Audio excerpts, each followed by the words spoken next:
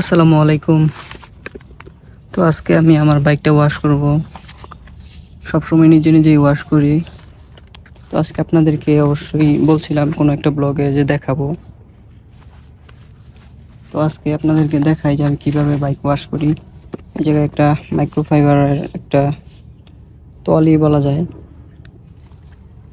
তো এটা আরেকটা আছে হচ্ছে বাসা থেকে একটা কাপড়ের খণ্ড নিছি। তো এই জায়গায় কিছু ফেনা করে রাখছি। ফেনা করে রাখার পর এটা এইভাবে রাইখা দিমো। দেন এটা ভিজতে থাকবে। তারপর হচ্ছে দেখেন বাইক এখন দেখাই বাইকটা কিরকম হয়েছে। আসলে বাইক যত্ন না করলে এই সমস্ত জায়গায় দেন এগুলা ঝং বেড়ে যাব।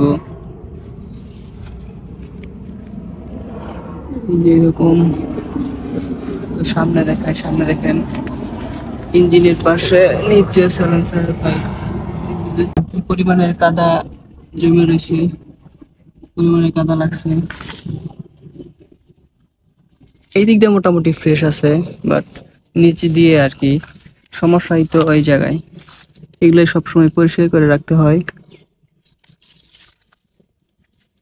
তো চলেন দেখাই আপনাদের কিভাবে আমি ওয়াশ করি বাইক। বাড়িতে যদি এরকম সুবিধা থাকে তাহলে আপনারা বাসায় অবশ্যই ধুইবেন। একটু কষ্ট করলে, কারোর যদি সময় থাকে একটু কষ্ট করেন, সমস্যা নেই।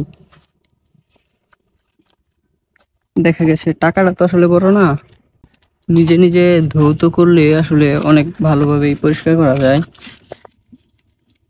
চালায় আসছি তো একটু রাখছি আর কি। তো গরম ইঞ্জিনে আসলে পানিটা না দেওয়াটাই ভালো।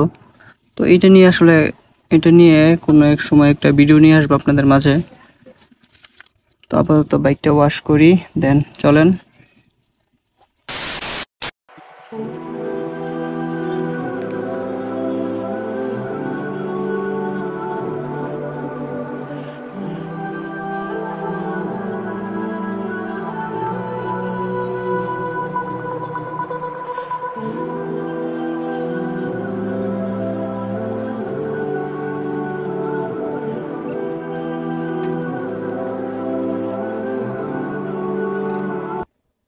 এখন মোটামুটি পানি দিয়ে ওয়াশ করছি।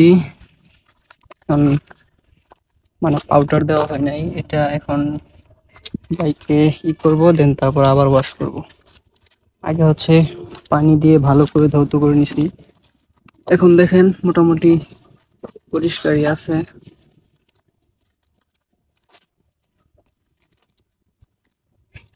এখন একেবারে পরিষ্কার, ওরকম কোনো ময়লা নাই, কাদা নাই। চাকা একেবারেই পরিষ্কার দেখেন। বাসায় পরিষ্কার করলে, বাসায় বাইক যদি ধৌত করা হয় তাহলে হচ্ছে আপনি এরকম চিপা চাপা দিয়ে সুন্দর করে দেন হাত দিয়ে ধৌত করতে পারবেন। আর যদি বাহিরে ওয়াশ করেন তাহলে তো ওইরকম আসলে চিপা চাপা হয়তো হাত দিয়ে করা যায় না।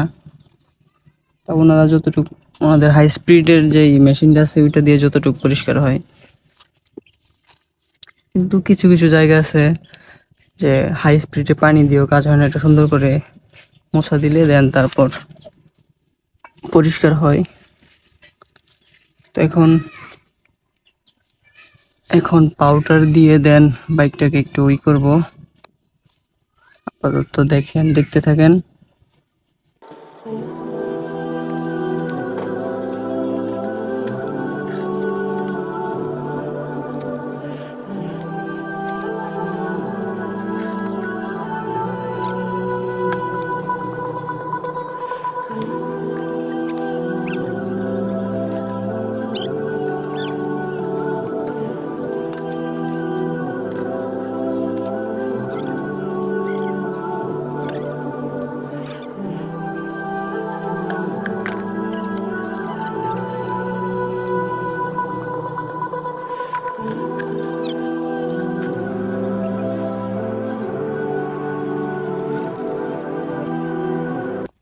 এখন যদি বাইক আপনাদেরকে দেখাই, দেখেন একদমই ফ্রেশ, নিজে নিজে ধৌত করছি, নিচে কোনো প্রকার এরকম কাদা নাই।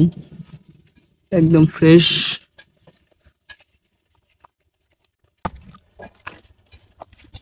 একদমই ফ্রেশ।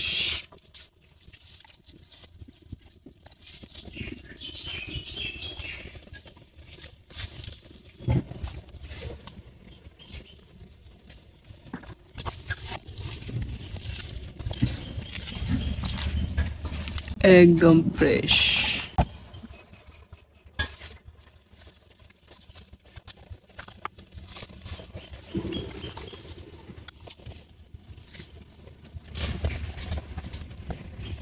এখন বাইকটা একটু কোনো একটা স্থানে রাইখে দিব, শুকনা কোনো স্থানে রাইখে দিব। দেন পানিটা ঝরবে, তারপর আস্তে ধীরে মোছা দেওয়া হবে। তারপর বাইকটা আমার যে জায়গায় রাখি সেই জায়গায় রেখে দিব। তো এই হচ্ছে ভিডিও, সবাই ভালো থাকবেন। আসসালামু আলাইকুম।